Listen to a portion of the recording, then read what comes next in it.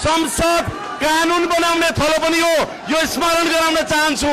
र हामी 48 वर्षदेखि बन्न नसकिरहेको यो कानून बनाउनको लागि, ऐन बनाउनको लागि विधेयकमाथिको छलफलमा छौं र पर्यटनसँग सम्बन्धित यो विधेयकलाई अगाडि बढाउने सन्दर्भमा म विपक्षी दलहरूलाई सहयोग गर्नको लागि अनुरोध गर्दछु। सम्माननीय सभामुख महोदय, मलाई आज गहिरोसँग महसुस भयो। त्यो के भने 8वटा अध्यादेश सरकारले किन ल्याउनु पर्यो भनेर आज महसुस भइरहेको छ। मलाई किन ल्याउनु पर्यो भनेर महसुस भइरहेको छ सभामुख महोदय। संसद यसै गरी चलेर विगत 10 वर्षदेखि हामीले 72 सालमा बनेको संविधानपछि जति ऐन र कानूनहरू संसदले बनाउनु पर्थ्यो त्यो कानून किन बन्न सकेन भनेर यो तमासाले देखाइरहेको छ।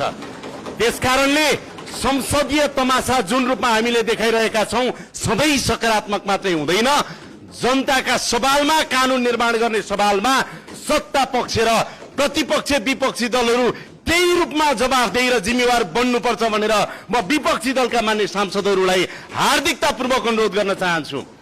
आज यहाँहरूलाई म स्मरण गराउन चाहन्छु, आधा शताब्दी भएछ पर्यटन सम्बन्धी ऐन नबनेको, 48 वर्ष भएछ। 48 वर्षदेखि बन्न नसकेको ऐन हामी बनाउने प्रक्रियामा अगाडि बढिराख्दाखेरि तपाईँ एउटा प्रधानमन्त्री उपस्थित हुने या नहुने कुराले आधा शताब्दीदेखि बन्न नसकेको तपाईको यो ऐन बनाउने प्रक्रियालाई तपाईले हड्काउन मिल्छ? मिल्दैन। सम्माननीय सभामुख महोदय, त्यसैले म यहाँहरूलाई आग्रह गर्न चाहन्छु, संसद विपक्षीहरूले अवरोध गर्ने थलो त हो, तर संसद कानून बनाउने थलो पनि हो। संसद कानून बनाउने थलो पनि हो, यो स्मरण गराउन चाहन्छु। र हामी 48 वर्षदेखि बन्न नसकिरहेको यो कानून बनाउनको लागि, ऐन बनाउनको लागि विधेयकमाथिको छलफलमा छौं र पर्यटनसँग सम्बन्धित यो विधेयकलाई अगाडि बढाउने सन्दर्भमा म विपक्षी दलहरूलाई सहयोग गर्नको लागि अनुरोध गर्दछु।